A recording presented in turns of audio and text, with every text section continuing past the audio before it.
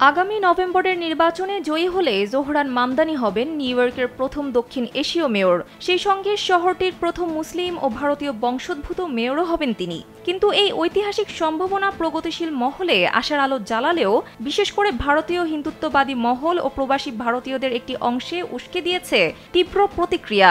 এ নিয়ে একটি প্রতিবেদন প্রকাশ করেছে কাতার ভিত্তিক সংবাদ মাধ্যম আল জাজিরা। এতে বলা হয়েছে, ডেমোক্রেটিক পার্টির মনোনয়ন পাবার পর থেকেই একের পর এক বিদ্বেষপূর্ণ মন্তব্য করে আসছে মোদিপন্থী গোষ্ঠীগুলো। কেউ তাকে বলছেন জিহাদি, কেউ বা ভারত বিরোধী। এমনকি অভিযোগ উঠেছে তিনি হিন্দু ধর্মকে ধ্বংস করার ষড়যন্ত্রে যুক্ত।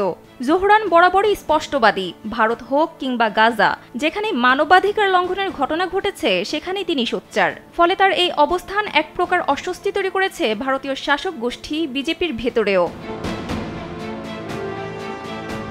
বিজেপির সংসদ সদস্য বলিউড অভিনেত্রী কঙ্গনা রানাওয়াত সামাজিক যোগাযোগ মাধ্যমে লিখেছেন, জোহরানকে তো ভারতীয়ের চেয়ে পাকিস্তানিদের মতো বেশি শোনাচ্ছেন।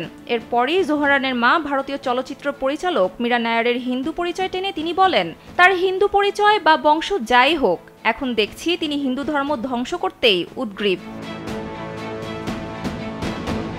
ওয়াশিংটন ভিত্তিক গবেষণা প্রতিষ্ঠান Center for the Study of Organized Hate CSOH এর গবেষণা পরিচালক কায়লা ব্যাসেট মনে করেন, জোহরানকে আক্রমণের মাধ্যমে প্রকৃতপক্ষে পুরো মুসলিম সম্প্রদায়কেই নিশানা করা হচ্ছে।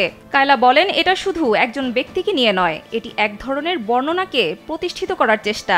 আর তা হলো মুসলিম মানেই সন্দেহের পাত্র, অথবা কোনো মুসলিম আমেরিকান হতে পারেন না।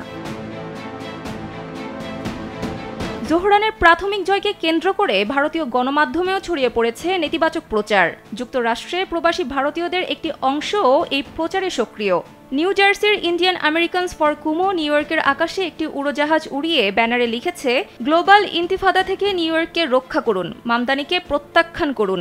এসব নেতিবাচক প্রচার সত্ত্বেও বিশেষজ্ঞ ও স্থানীয় সংগঠকরা মনে করছেন, জোহরানের প্রচার দক্ষিণ এশীয় ডেমোক্র্যাট ভোটারদের ব্যাপকভাবে সক্রিয় করতে পারে। সানজিদা ইসলাম, কালবেলা।